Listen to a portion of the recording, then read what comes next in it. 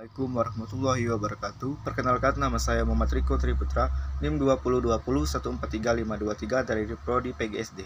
Di sini saya akan menjelaskan mengenai faktor pendidikan kepramukaan dengan subtema yang pertama dasar dan tujuan pendidikan, yang kedua pendidikan anak peserta didik, yang ketiga lingkungan pendidikan, dan yang keempat pendidikan karakter dan sistem among. A. Dasar dan tujuan pendidikan. Pendidikan kepramukaan diharapkan mendukung pembentukan kompetensi sosial peserta didik.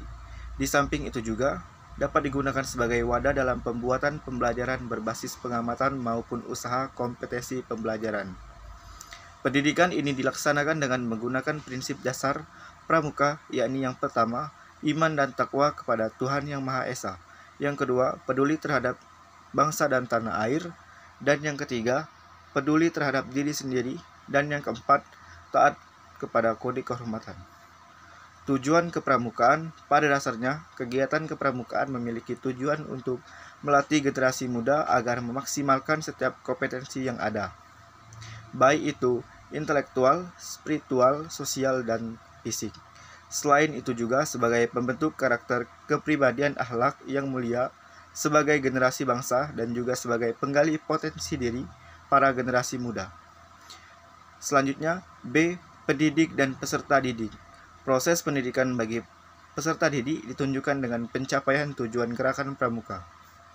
Proses pendidikan ini dilakukan dalam bentuk kegiatan yang dilaksanakan oleh dan untuk peserta didik dalam lingkungan alam mereka sendiri dan dipimpin oleh mereka sendiri, tetapi di bawah bimbingan dan tanggung jawab seorang yang dewasa sebagai pembinanya. Proses pendidikan bagi peserta didik diatur melalui syarat-syarat kecakapan umum atau SKU dan syarat-syarat kecakapan khusus atau SKK. Selanjutnya, C. Lingkungan pendidikan pramuka. Ditinjau dari lingkungan hidup manusia, maka terdapat lingkungan pendidikan, yaitu lingkungan pertama dan utama adalah lingkungan keluarga sebagai yang bersifat mendidik.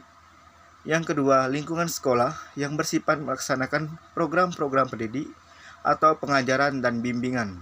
Yang ketiga, lingkungan masyarakat yang bersifat mendidik dalam ruang lingkup organisasi seperti organisasi gerakan pramuka.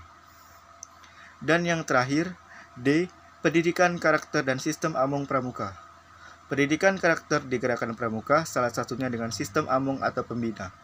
Dengan penerapan nilai-nilai kepramukaan keanggotaan, gerakan pramuka memiliki kontribusi yang besar kepada pangkalan gugus depan atau gudeb, karena penggolongan peserta didik berdasarkan usia sesuai dengan jiwa perkembangannya. Baiklah, itu saja mengenai penjelasan faktor pendidikan kepramukaan dengan subtema dasar dan tujuan pendidikan, pendidikan anak peserta didik, lingkungan pendidikan, pendidikan karakter, dan sistem among. Akhir kata dari saya, wassalamualaikum warahmatullahi wabarakatuh.